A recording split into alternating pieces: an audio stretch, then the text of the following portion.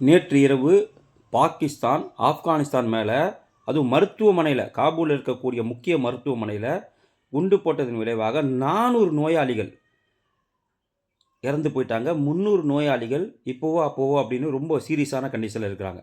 எவ்வளோ பெரிய மகா குற்றம், போர்க்குற்றம் இது. மருத்துவமனை மீது குண்டு போட்டாக்கா அது எவ்வளோ பெரிய போர்க்குற்றம். அப்பாவி இஸ்லாமியர்கள் 400 பேர் நோயாளிகள் செத்து போயிருக்கிறான். ஆனால் இங்கே எவனுமே கண்டிக்கலை. ஈரானில் ஒரு பள்ளிக்கூடத்து மேலே குண்டு போட்டு 41 பேர் செத்து போனாங்க. அதுக்கு கண்டித்தாங்க. எங்கே போனாலும் உயிர் உயிர் தான். அதையும் கண்டிச்சுக்கணும், இதையும் கண்டிச்சுக்கணும். ஆனால் இதை கண்டிக்கலை. அப்போது உங்களுக்கு பாலஸ்தீனத்தில் இருக்கக்கூடிய இஸ்லாமியர்கள் என்றால் உங்களுக்கு முக்கியம், ஈரானில் இருக்கக்கூடிய இஸ்லாமியர்கள் என்றால் உங்களுக்கு முக்கியம். ஆனால் ஆப்கானிஸ்தானில் இருக்கக்கூடிய இஸ்லாமியர்கள் என்றால் உங்களுக்கு என்ன மாதிரி நிலைப்பாடுன்னு எனக்கு ஒன்றும் புரியல. சரி, பகல்கம் தாக்குதலில் செத்து போனவன் இந்து, பாகிஸ்தானுடைய தீவிரவாதிய தாக்குதலில் செத்து போனவன் இந்து, அதனால் நீங்கள் ஆர்ப்பாட்டம் பண்ணல, ரைட், ஓகே. ஆனால் ஆப்கானிஸ்தானில் செத்தவன் இஸ்லாமியன் தானே. ஏன் அவனுக்காக ஆதரவாக கூட நீங்கள் ஒரு ஆர்ப்பாட்டம், போராட்டம், ஏன் ஒரு கண்டன அறிக்கை கூட நீங்கள் பாகிஸ்தானுக்கு எதிராக கொடுக்கல? அப்போ உங்களுக்கு என்ன பிரச்சனைனா, செத்தவன் இஸ்லாமி இந்துன்றது பிரச்சனை இல்லை உங்களுக்கு. உங்களுக்கு பாகிஸ்தானை கண்டிக்கக்கூடாது. ஏன் பாகிஸ்தானை கண்டிக்கக்கூடாதுன்னா, பாகிஸ்தான் இந்தியாவுக்கு எதிரி நாடு. அதனால் நீங்கள் பாகிஸ்தானை கண்டிக்க மாட்டீங்க. ஆனால் இஸ்ரேலும் சரி, ஆப்கானிஸ்தானும் சரி, அமெரிக்காவும் சரி, இந்தியாவுக்கு நட்பு நாடு. அதனால் அவங்கள கண்டித்து நீங்கள் ஆர்ப்பாட்டம் பண்ணுவீங்க, போராட்டம் பண்ணுவீங்க. அப்போ உங்களுக்கு செத்து போகிறவன் இஸ்லாமியன் என்றாலும் கவலை கிடையாது, செத்து போனவன் இந்து என்றாலும் கவலை கிடையாது. உங்களுக்கு என்ன நிலைப்பாடுனா, இந்தியாவுக்கு நட்பு நாடாக இருந்தால் நாங்கள் அவனை எதிர்த்து இங்கே போராட்டம் பண்ணுவோம்.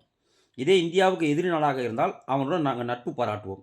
இதுதான் இங்கே தமிழகத்தில் இருக்கக்கூடிய பிரிவினைவாத, அடிப்படைவாத இந்த திமுக கூட்டணி கட்சியில், முக்கியமாக திருமாவளவன் உட்பட இவங்க எல்லாருக்கும் என்ன எண்ணம்னா இதுதான் எண்ணம்.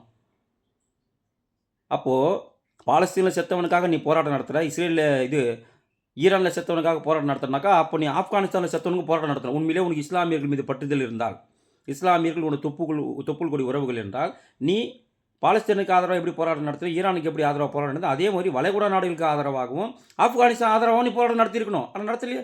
ஒரு கண்டன அறிக்கை கூட கொடுக்கலையே. இன்றைக்கி குண்டு மேலே குண்டு போடுறான் ஈரான் வளைகுடா நாடுகள் மேலே. ஏன் வளைகுடா நாட்டில் இருக்கிறவங்களாம் இஸ்லாமியம் கிடையாதா? ஆப்கானிஸ்தான் மேலே பாகிஸ்தான் தொடர்ந்து குண்டு போடுறான். அப்போது ஆப்கானிஸ்தான் இருக்கவங்களாம் இஸ்லாமியம் கிடையாதா? அப்போ உங்களுக்கு பிரச்சனை இஸ்லாமியனோ, கிறிஸ்தவனோ, இந்துவோ கிடையாது. உங்களுக்கு என்ன பிரச்சனைனா, இந்தியாவுக்கு எதிரியா, இந்தியாவுக்கு நட்பா? இதை பார்த்து தான் உங்களுடைய கண்டனங்களும், உங்களுடைய போராட்டங்களும், உங்களுடைய ஆர்ப்பாட்டங்களும் இங்கே நடைபெறுகிறதே தவிர, உண்மையிலே இங்கே இருக்கக்கூடிய யாருக்குமே இஸ்லாமியர்கள் மீது பற்றுதல் கிடையாது. அப்படி பற்றுதல் இருந்திருந்தால், நேற்று இரவு நடந்த இந்த மோசமான மருத்துவமனை மீது நடத்தப்பட்ட தாக்குதலுக்கு 400 நோயாளிகள் இறந்ததற்கு இந்நேரம் இங்கே கண்டன ஆர்ப்பாட்டம் அறிவிச்சிருக்கணும், கண்டன போராட்டம் நடத்தியிருக்கணும், கண்டன குரல்கள் வந்திருக்கணும், அட்லீஸ்ட் ஒரு கண்டன உரையாவது, கண்டன கடிதமாவது கொடுத்துருக்கணும். ஆனால் யாருமே கொடுக்கல. இங்கே இருக்கக்கூடிய பிரிவினைவாத, அடிப்படைவாத இஸ்லாமிய இயக்கங்களும் கொடுக்கல. உதாரணமாக தமிழ் மஞ்சாரியாக இருக்கட்டும், ஜவஹர்லாவாக இருக்கட்டும், நெல்லை முபாரக்காக இருக்கட்டும், அவங்களும் கொடுக்கல. எப்பவுமே நான் தான் இஸ்லாமியர்கள் பாதுகாவலன் என்று சொல்லக்கூடிய ஸ்டாலின் அவர்களும் கொடுக்கல. இஸ்லாமியர்கள் இருந்தால் நான் கிடையாது அப்படின்னு சொல்லக்கூடிய திருமாவளவனும் கொடுக்கல. இப்போ நீங்கள் யாருமே பாகிஸ்தானை கண்டிக்கலன்னு சொன்னால் உங்களுக்கு பிரச்சனை இஸ்லாமியனோ இந்துவோ கிடையாது. முழுக்க முழுக்க உங்களுக்கு பிரச்சனை இந்தியா.